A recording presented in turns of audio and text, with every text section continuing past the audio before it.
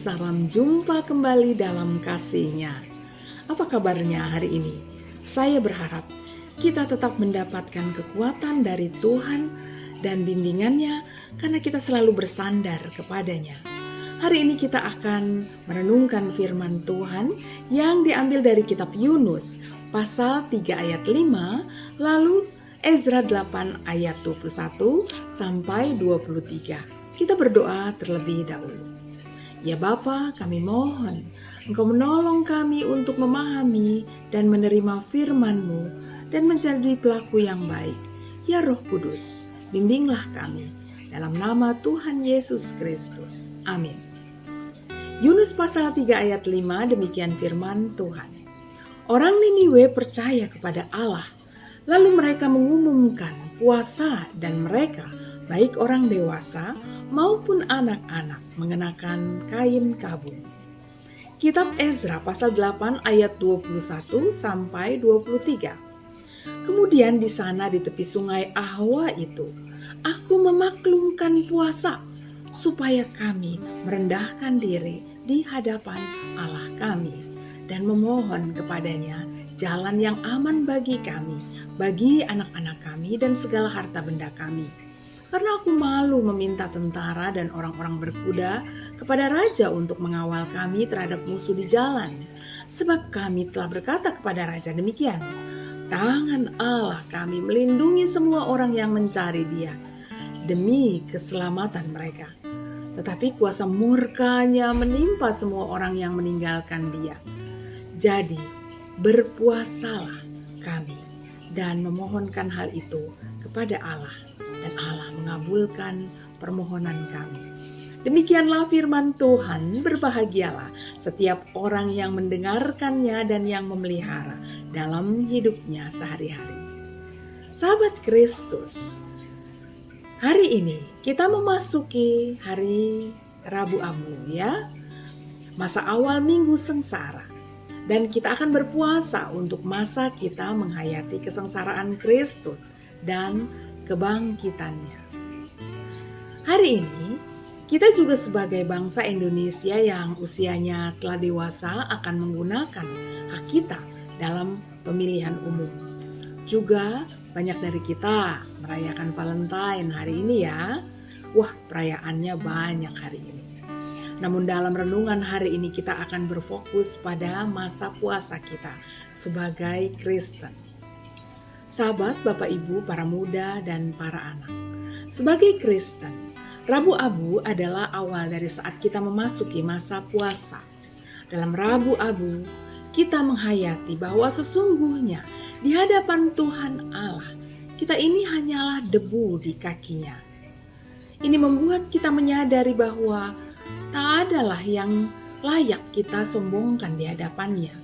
Kesadaran ini membuat kita memahami dengan kerendahan hati bahwa banyak hal yang telah kita lakukan yang melanggar dan jauh dari kehendak-Nya. Maka dari itu lalu kita berpuasa.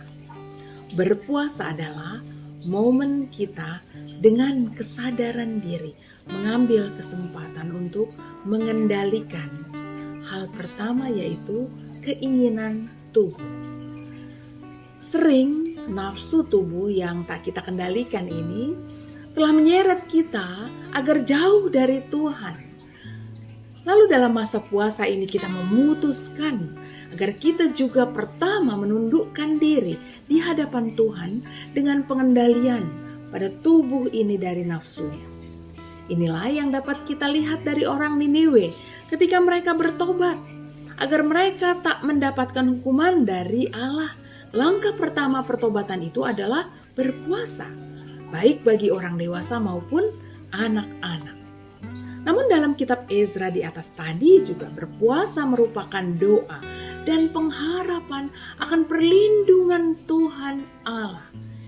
Ezra dalam kisah itu telah berhasil membawa umat Tuhan keluar dari Babel menuju Yerusalem.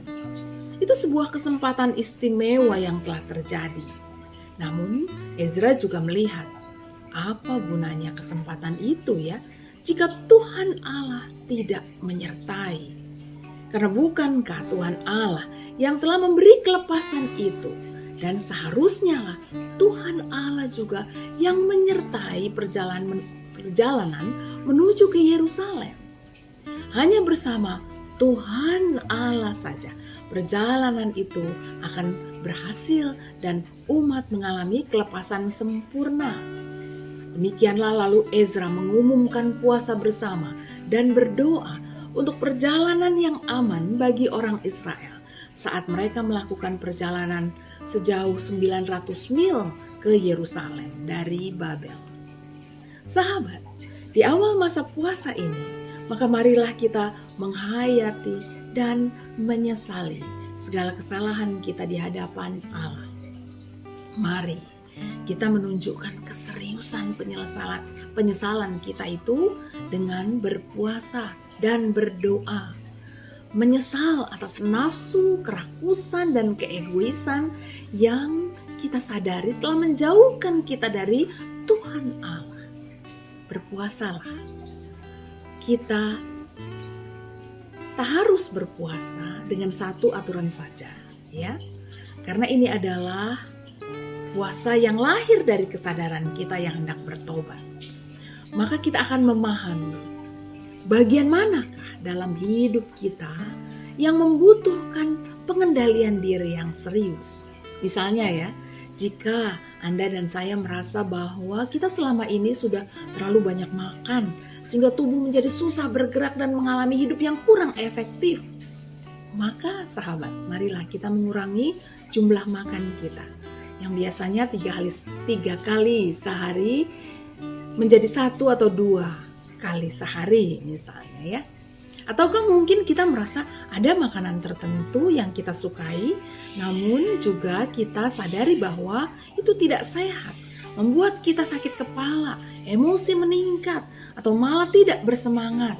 Misalnya makanan itu adalah garam, gula, daging, keripik, camilan, nasi, karbo, dan sebagainya ya. Maka kita akan pantang makanan tersebut atau mengurangi sampai secukupnya saja ya. Seperti doa Bapa kami, kita minta Tuhan memberi makanan yang secukupnya. Atau apakah sahabat kecanduan gadget atau komputer untuk nonton game, film, dan sebagainya yang membuat kita menghabiskan waktu kita untuk itu dan menyadari bahwa itu merugikan diri sendiri. Jika demikian, berpuasalah, menjauhi gadget. Bagaimana itu semua dapat mengubah kita? Kita menyadari kan bahwa apa yang kita pikirkan akan mempengaruhi perilaku kita. Dan apa yang kita lakukan akan mempengaruhi habit kita. Dan habit kita akan mempengaruhi karakter kita. Harapannya adalah dengan berpuasa dari kesadaran diri itu akan melatih dan membentuk diri untuk memiliki karakter menjadi murid Kristus yang sejati. Yang hidup dalam kesadaran akan pertobatan yang terus-menerus dan yang mempersilahkan Tuhan Allah menyertai hidup kita dalam pengembaraan di dalam dunia ini. Karena kita menyadari hanya kelepasan, kekuatan, dan kasih serta berkat Tuhanlah yang membuat perjalanan dalam kehidupan kita dapat kita jalani, dapat kita lalui sampai nanti di Yerusalem baru.